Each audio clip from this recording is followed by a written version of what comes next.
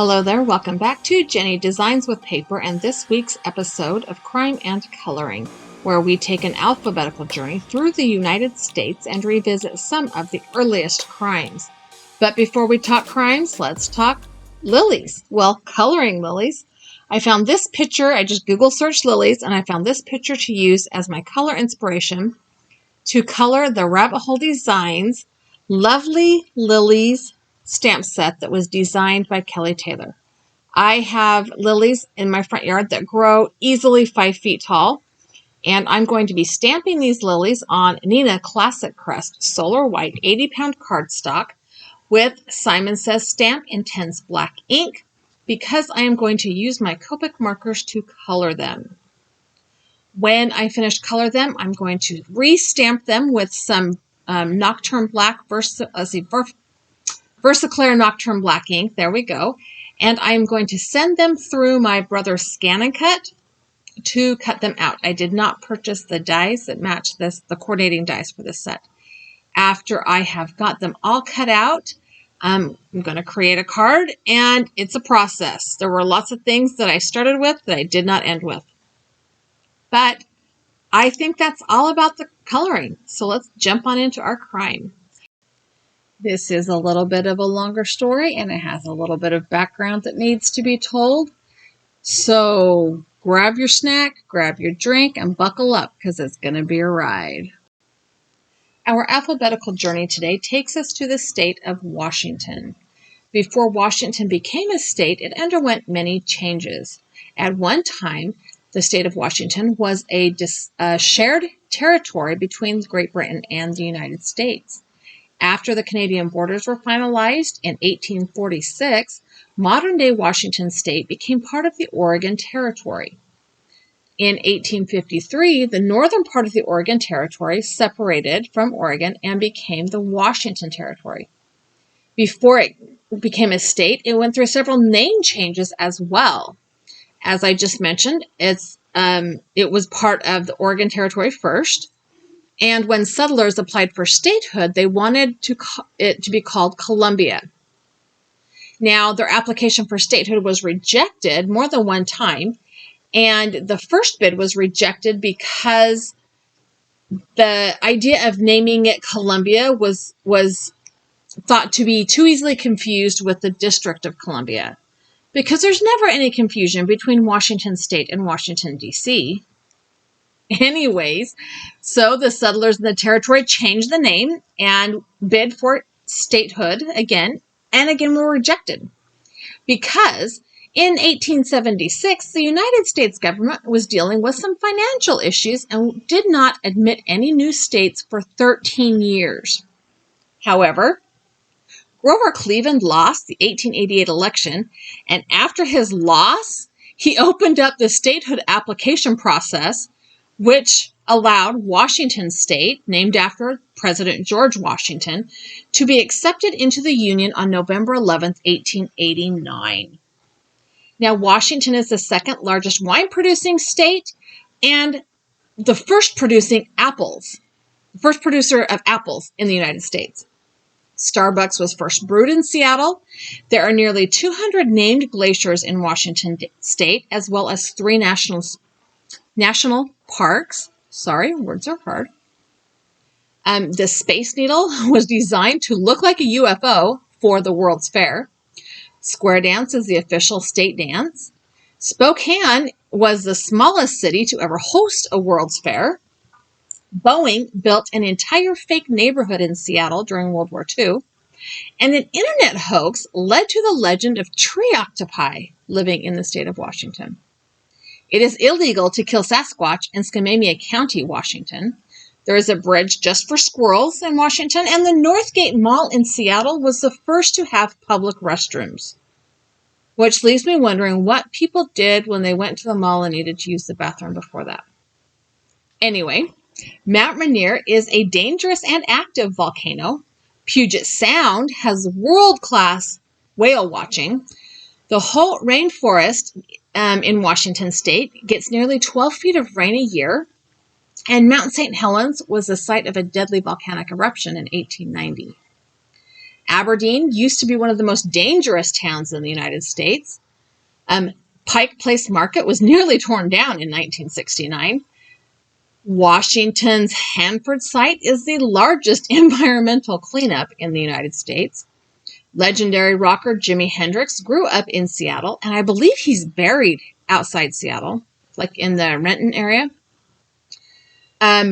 Washington State doesn't charge most residents income tax. The San Juan Islands don't have any traffic signals. And the Olympic Peninsula is home to the lavender capital of North America. The first gas station was built in Seattle, Washington, and Washington State was the location of one of the more famous Depression-era kidnappings. Let's, talk some backstory here. The Weyerhaeuser Company is based in Tacoma, Washington, and it is one of the world's largest producers of lumber, pulp, paper, packaging materials, and other wood-related products. It operates about 270 sawmills, pulp and paper mills, wood product plants in 18 different countries.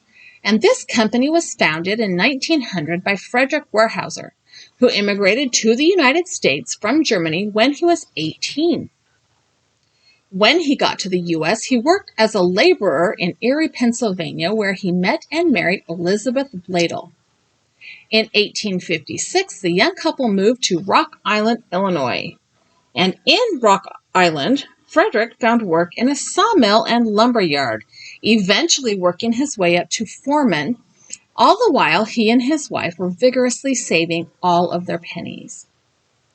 After the financial panic of 1857, Frederick was able to purchase the mill and entered into a partnership with his brother-in-law, and together they soon began acquiring interest in other mills throughout the Midwest.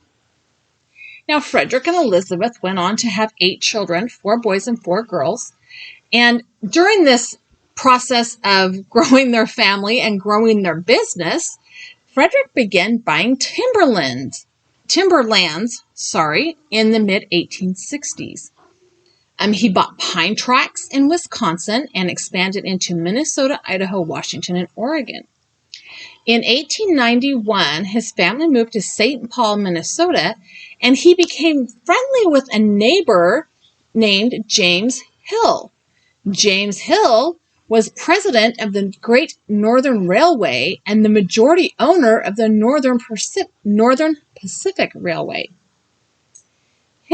James Hill, had acquired millions of acres of land along the route of the Northern Pacific from Lake Superior to the Puget Sound. The land originally had been given to the railroad by the federal government in return for the construction of the Transcontinental Rail Line. On January 3rd of 1900, James sold 900,000 acres of this land in Washington State to Frederick and 11 other investors for $6 an acre. Now, I realize that was, 100 and some odd years ago, but $6 an acre. Then Frederick and his partners organized the Weyerhaeuser Timber Company, and Frederick was named the president. By 1903, the Weyerhaeuser Company owned more than 1.5 million acres of land in Washington. Although it established a sawmill in Everett in 1903, the company initially gave little attention to the manufacturing side of the lumber business. Instead, it concentrated on buying land and selling standing timber to other mill owners. Frederick continued to live in St. Paul, putting the day-to-day management of the company in the hands of George Long, who would hold that position as general manager for like 30 years. Now, all of this buildup is to show that the Weyerhaeuser family was able to build up a huge company. But along that same time, their family is also growing. So Frederick's son, John Philip, was the oldest of Frederick and Elizabeth's sons, and he was born November 4th, 1858 in Illinois. And he grew up learning the timber business and eventually married Nellie Lincoln Anderson in March of 1890. Now, John and Nellie were parents to two sons and a daughter. John and Nellie's youngest child was John Jr. And John Jr. also grew up and eventually took a role in the timber company. John Philip Weyerhaeuser Jr. was born on January 18, 1899 in Illinois to his parents John Sr. and Nellie. John Jr. married Helen Hunt Walker on October 25, 1921 in Seattle, Washington. I know this is a lot of people and a lot of time we're going by here, but this is just background information.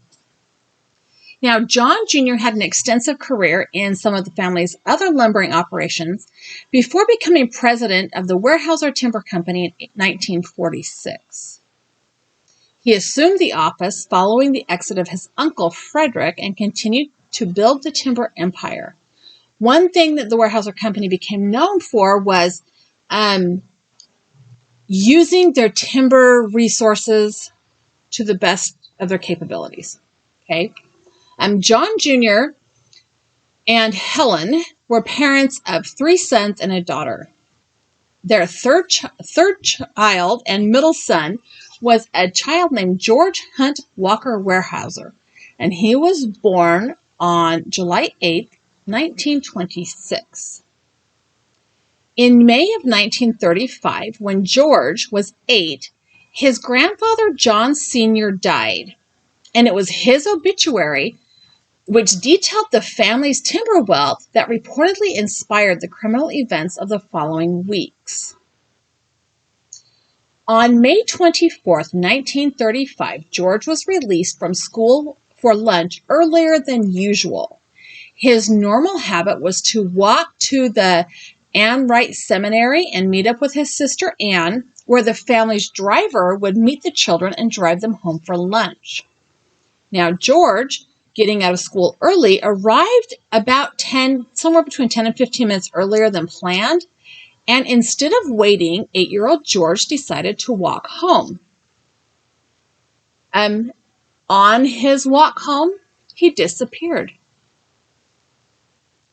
As soon as it was apparent that George was missing, the family notified the police. And that evening, a special delivery letter arrived at the Weyerhaeuser home, Weyerhaeuser, W-E-Y-E-R, Weyerhaeuser home, demanding $200,000 in unmarked $20, $10, and $5 bills in exchange for George. George's signature was on the back of the envelope that held the letter. Now, just so you're tracking, that $200,000 in the 1930s would be the equivalent of nearly $4.5 million today. The FBI was notified, and the family followed the kidnappers' instructions. So this letter that they received was a typewritten, and it was long, and it contained 21 things that the family needed to do and gave the family 5 days to raise the money. Specifically, point number 12 said, in 5 days, or as soon as you have the money, advertise in the Seattle Post-Intelligencer personal column. Say, we are ready, and sign it, Percy Minnie. That's a quote. The note said that the family would be notified regarding the ransom's delivery, and it was signed Egoist. A personal advertisement signed Percy Minnie was in fact placed in the Seattle paper on May 25th to indicate that they would comply with the kidnappers' demands. And then they placed that advertisement again on the 27th and the 29th of May. Now, in an effort to combat the rampant snatch racket that was becoming very popular during the 1930s, this is the beginning of the Depression, and the country was divided very drastically between the rich and the poor. But after the kidnapping of the Lindbergh baby, Congress passed a law in June of 1932, making interstate kidnapping a federal felony, which fell under the FBI's jurisdiction. So the FBI was advised of the kidnapping of George and determined that the Federal Kidnapping Act, sometimes it's called the Lindbergh Law, and a statute that made it a felony to send extortion through the Postal Service had in fact been violated, which means that now the FBI has jurisdiction. On May 29th, George's father received another letter telling him to register at the Ambassador Hotel in Seattle, Washington, and wait for further contact. Also included in the letter was a note from George saying that he was safe. At 10 o'clock that night, a cab driver delivered another letter to John Jr. at the hotel, and this letter directed him to drive to a specific designated point. And when he got there, he found sticks driven into the ground with a white cloth attached to them, and a message directing him to another signal cloth farther down the road. However, when John reached the second location, there were no messages. He waited 2 hours and then returned to the hotel.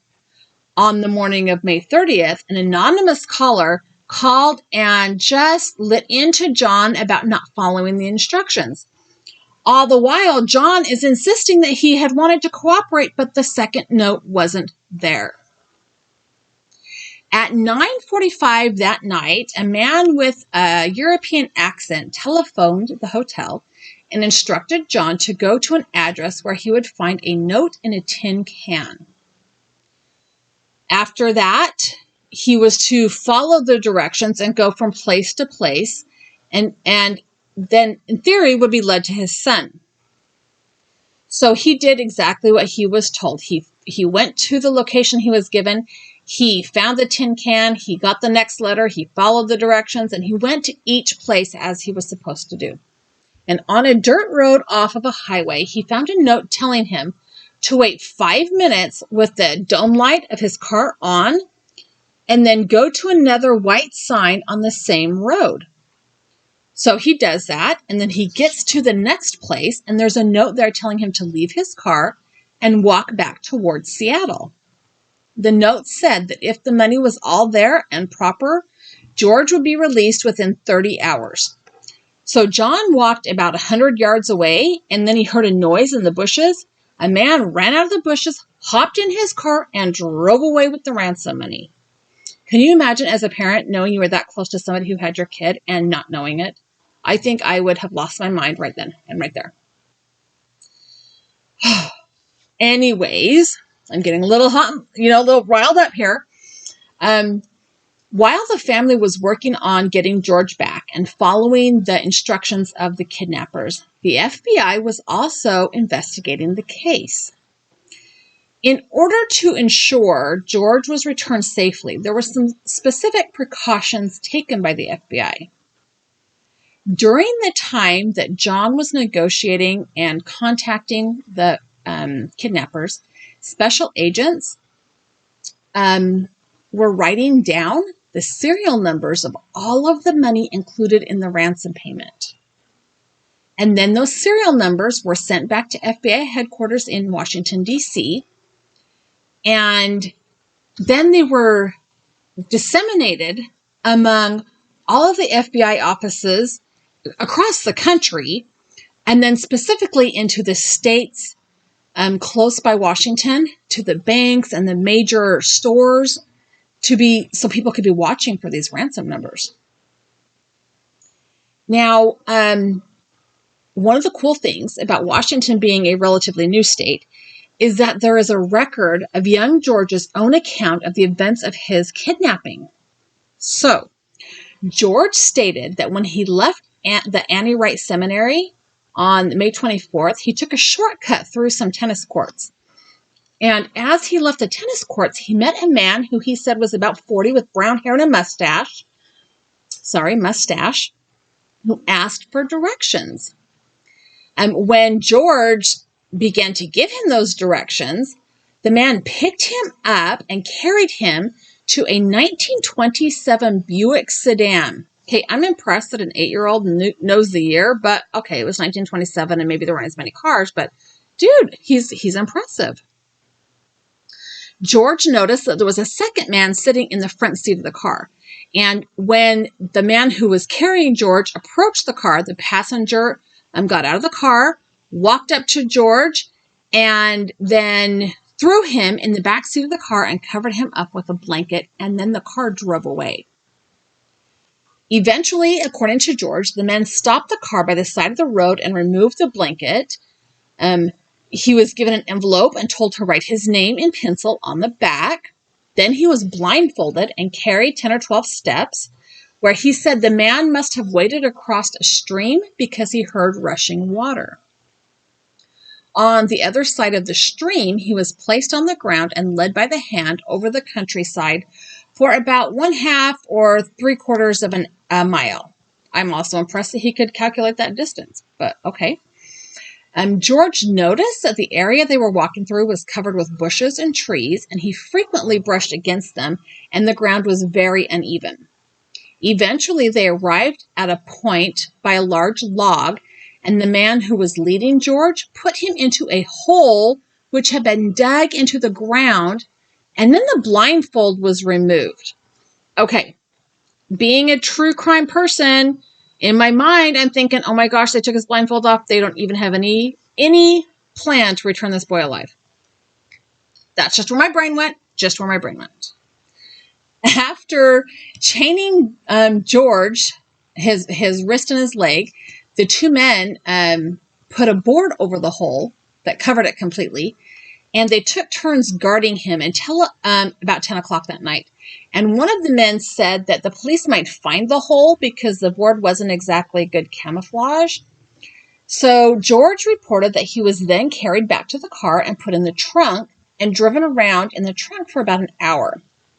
When the car stopped, he was led through the woods again.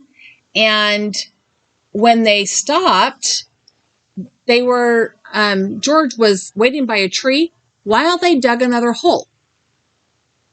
Okay. He was put in the hole, and in the hole was also a seat from the car and 2 blankets. And the hole was covered by tar paper.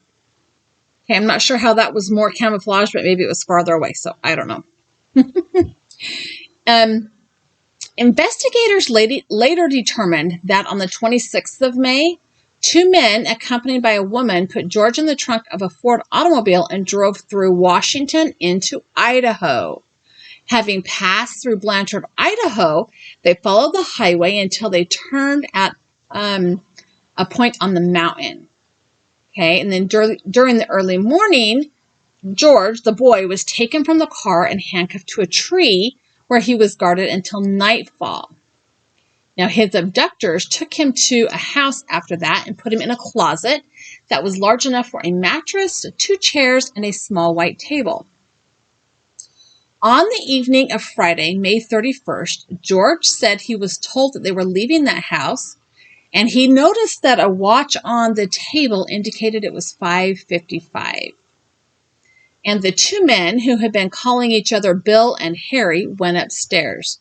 And George reportedly said he did not try to run away because the men had told him he would be going home soon. So once again, George was placed in the car's trunk and taken to a little shack near Issaquah, Washington. And at about 3:30 in the morning on Saturday, June 1st, the kidnappers let George go on the Issaquah-Hobart Road, which was about 4 miles south of Issaquah. They left him with 2 dirty blankets and $1 stuffed into his pocket. And he was told to wait in a nearby shack for his father to arrive. But after a while, George just started walking down the road. 6 miles later, he wandered onto a farm that was owned by the Boniface family, and he told them who he was. He announced his identity. "Hello, I am George." Or, probably something less dramatic. Willina Boniface took George into the house, fed him breakfast, gave him shoes. He didn't have any. Or dry shoes and socks. I guess his were wet. And then Lewis put him into a broken-down Model T Ford and headed toward Tacoma.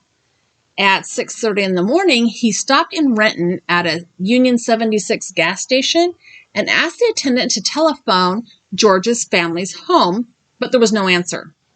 He then asked the attendant to call the Tacoma Police Department and had him tell him George was safe and he was driving him home to Tacoma.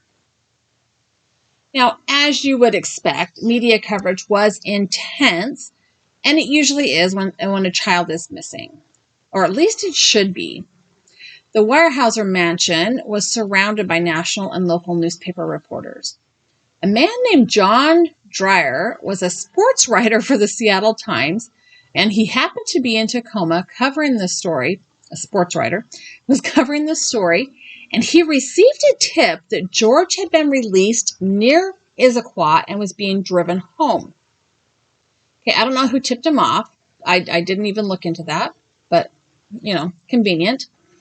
So on a hunt, he actually hired a cab from the hotel in Winthrop and headed toward Renton. And the taxi actually managed to intercept Lewis's Model T on the Pacific Highway, about 18 miles north of Tacoma. So they were headed south to Tacoma. John, the reporter, gave Lewis the impression he was a police officer, and for $5 persuaded the farmer to give George to him. He put George into his taxi, and they took back roads to avoid police and press and headed toward Tacoma. George was crouched in the back seat below window level, and he sat on the rear floor like he was interviewing George, and he was taking notes. So John the reporter, not John the dad, John the reporter, is sitting on the floor in the back seat of this taxi, interviewing George and taking notes. So this is how we have a written account of George's statement. Anyway, at about 7:45 in the morning, the taxi arrived at the Weyerhaeuser residence and drove into the garage. And then reporter John pounded on the basement garage door, and that was eventually opened up by a family friend who was serving as a spokesman. And George just kind of disappeared into the house. Soon after his return home, the same spokesman for the family issued a statement to the press that George had returned home safely and requested that further details regarding his kidnapping ordeal be withheld from publication to, quote, reduce any bad effects on his future life, end quote. However, reporter John already had returned to the Hotel Winthrop to write his exclusive interview with the world's most famous kidnapped victim, again a quote, and he ran his story copyrighted on the front page of the Seattle Times extra editions, and it was sent out nationwide by the Associated Press, by the AP. Now, while all of this is going on, the FBI is doing their thing as well. So we already talked about how they had recorded the serial numbers to all of the money that was used in the ransom payment. And that those serial numbers had been sent to local FBI offices, banks, and stores. And shortly after that occurred, some of the ransom bills appeared in a Woolworths in Salt Lake City, Utah. In many Woolworths in the Salt Lake City, Utah area. Now, due to the limited number of special agents available, police officers from Salt Lake were placed in each downtown discount store, and each store was furnished with a copy of the ransom list serial numbers. And on June 8th, a police detective stationed at a Woolworth was notified by the cashier that a woman had just presented one of the ransom bills. The police were able to detain the woman, and her name was Margaret Whaley, and they took her to the Salt Lake FBI field office. When she got to the field office, more of the ransom bills were discovered in her wallet, in her pocketbook. And she told the FBI and the police a number of different stories, but eventually they were able to obtain her correct address. After obtaining her correct address, the FBI and the police went to said home, and guess who they found? Her husband, Herman Whaley. And of course, they arrested him. After making several false statements, he confessed and claimed that he and a man named William Danyard, who also went by William Mahan, a man he had met in the Idaho State Penitentiary, had kidnapped George. He added that his wife had no knowledge in the kidnapping until they got to Spokane, Washington. She had been at the hideout house and had helped them negotiate the ransom. Approximately $3,700 of the ransom money was found to have been burned in the Whaley's stove. They're burning money. It's like they're rolling in it or something. I don't even know. The ashes of the burnt money were sent to the FBI lab in Washington, D.C., and it was determined that a sufficient number of the bills remained to positively identify them. So Harmon claimed that he and William planned to split the money evenly, but that William had cheated him out of about $5,000. Further questioning at the field office, and Harmon told the FBI agent that he had bought a Ford Roadster, and he had registered it as Herman von Metz when he arrived in Salt Lake City. And here's the best part. He buried over $90,000 of those dollars under a clump of trees and bushes. The agents were able to recover that money on June 11th. He buried it. He buried it. He burned it and he buried it. Oy vey. Now, learning that Harmon had arranged to meet William at Margaret's parents' home, special agents headed there. Margaret's grandfather told the agents that a man answering William's description had come to the house asking for Harmon and Margaret. And the grandfather told him that the Whaleys had been there earlier to pick up their suitcases, but they had then returned to Salt Lake City and had been arrested. The man then reportedly exclaimed, "Did they get everything they had?" before returning to his car and driving off.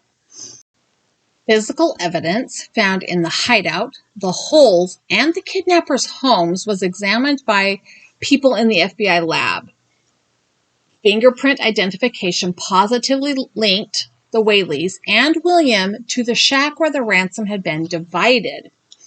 Also, Harmon's fingerprints appeared on the cans in which the notes for John George's dad were placed, and a fingerprint identified as Margaret's was found at the hideout.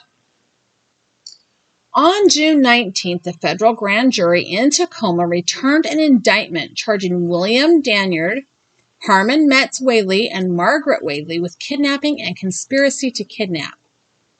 Harmon entered a plea of guilty on June 21st, 1935, and was sentenced to serve concurrent prison terms of 45 years on charges of kidnapping and 2 years on charge of conspire to kidnap. He was sent to the state penitentiary, McNeil Island, Washington, and then later transferred to Alcatraz Island, California.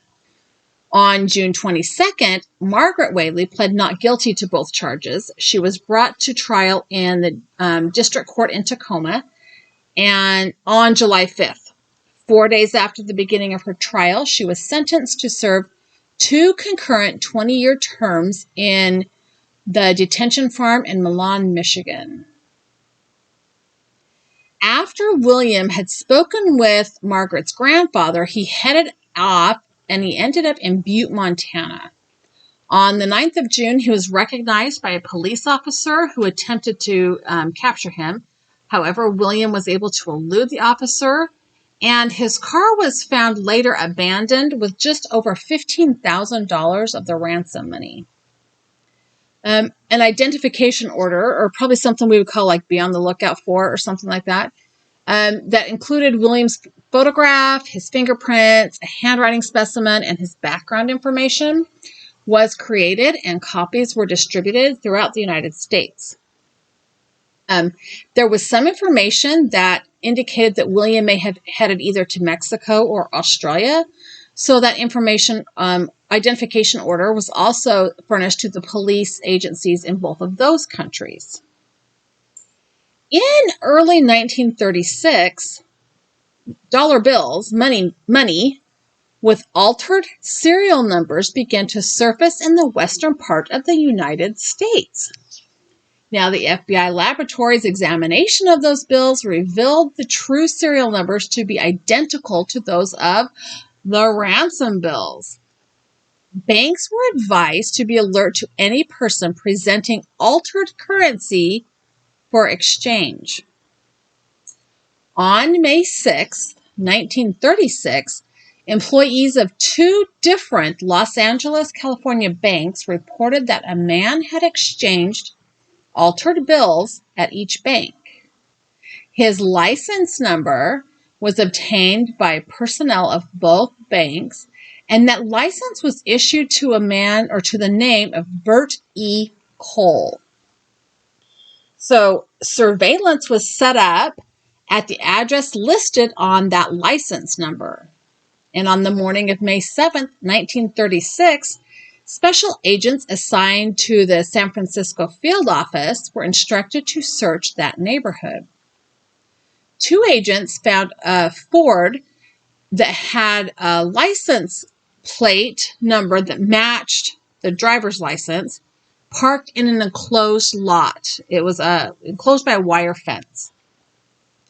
Sometime later that day, a man entered the car and attempted to start it. And when it failed to start, he got out of the car and lifted the hood. Agents approached the man, who was immediately identified as being William Danyard. He submitted to an arrest without resistance, and there was a .45 caliber pistol on his person. So it's impressive that he didn't just start shooting his way out of trouble. One thing I did not look into, and I should have, was his car disabled because of the FBI, or was it just a happy coincidence? I wonder if they disconnected his battery cables or something. Anyway, when questioned, William admitted to his participation in the kidnapping, and at the time of his arrest, the agents were able to recover $37,000 of that ransom money, or the money that he had exchanged from the altered ransom money. They also recovered $14,000 in $100 bills that William had buried in Utah. Why are they burying money? It's like they're pirates. They have a map with an X on it. It's like they're pirates. Anyway, in addition to various dye and other paraphernalia used to change the serial numbers on paper currency, he had ransom money in his possession in his home in Los Angeles. So William was transferred to Tacoma. He entered a guilty plea in the district court on May 9th, 1936. He was sentenced to serve 2 concurrent 60-year prison terms for kidnapping and conspiracy to kidnap. And the same day, he was sent to McNeil Island Penitentiary in Washington. He was then transferred to Leavenworth in Kansas. And when he was transferred to Leavenworth, prison authorities determined he was insane and recommended that he be confined to a mental hospital. Further investigation by the FBI revealed that another man named Edward Fliss, who had been an associate of Williams, had helped him exchange some of the ransom money. Edward was located at the Del Mar Hotel in San Francisco, and he was there arrested by FBI agents. He also offered no resistance and admitted to helping William dispose of the ransom money. Edward also used the alias Frank Red Lane, had previously been convicted and served prison time for his role in the 1925 kidnapping of W.B. Kine, who at the time was Lieutenant Governor of Idaho. Oh, goodness sakes. Edward was removed to Seattle, where he pled guilty to assisting in the disposition of ransom money and was sentenced to 10 years at the McNeil Island Federal Penitentiary and fined $5,000. Now, according to Harmon, the plan to kidnap George was underway on April 13, 1935. William and the Whaleys rented a house in Spokane, and that became their hideout. And apparently, they got their idea to kidnap George or a member of the family after Margaret read an obituary of the Tacoma lumber baron John Philip Weyerhaeuser Sr. that had been published nationwide in May of 1935. The article, the obituary, talked about the family's vast holdings, and in 1930s, kidnapping was in vogue. It was the crime of the popular. I don't even know. And she said she decided it would be an easy source of money.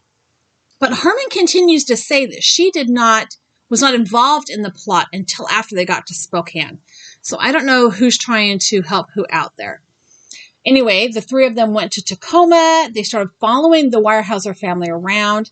They set up their base of operation in some apartments located in Seattle.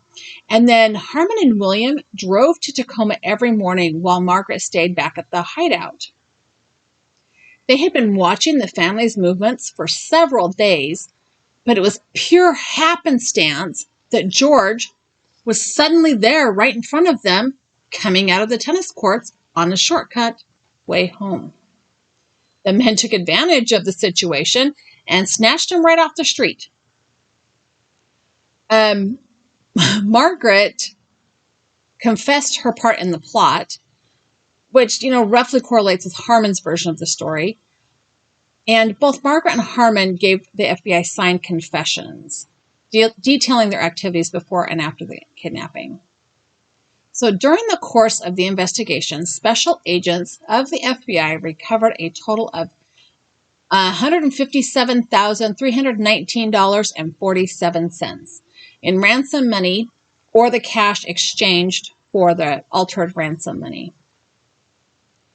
Harmon wrote to George from prison several times apologizing for his actions. He was released from prison in June of 1963 at the age of 52. George later gave him a job.